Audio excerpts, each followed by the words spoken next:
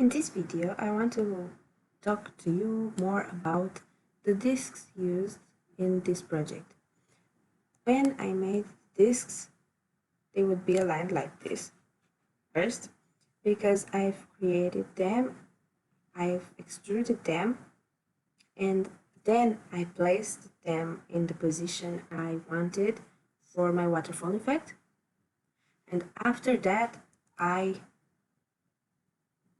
made the hole so they can move with the X. It looks like you would have to make each disc individually, but if you want to make your life easier, you would use something called construct plane and make offset planes so you can have symmetry and basically mirror the discs made on one side, so you can place them on the other side and you won't have to make all of them, only half.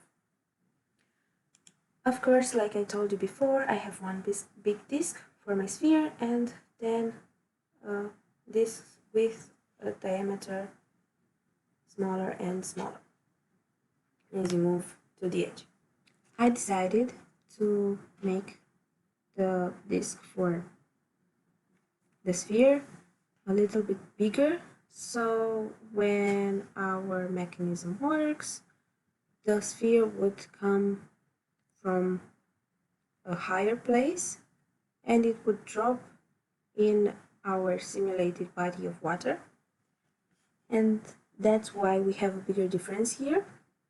But after that, we have the same difference between the disc diameters, so it is symmetry in the movement. I also decided to only make 13 discs, but whatever you think it's best for your mechanism would work. If you want to make 20 discs and you have the time and the patience to make 20 discs, you can make them, because the effect would be smoother and smoother and smoother when you add more discs, and the difference between them is smaller and smaller and smaller. I placed them in this position because this would be my start position with the sphere up and the circles some way at the same level. You can see there's a difference here because this is how the wave would move in, and when you would rotate the mechanism, it will come in this order. I did this manually for each disc separately, but I'm sure there is a way you can make it more efficiently, like designing the discs, placing half of them and then mirroring them, but I'm not sure. If you try it and it works, let me know so I won't make this mistake again. That's why we're here, so we can learn from one another.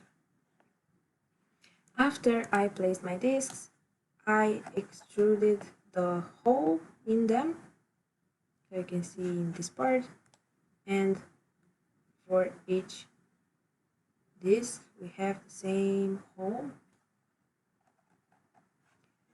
because when the X would come, it would fit perfectly.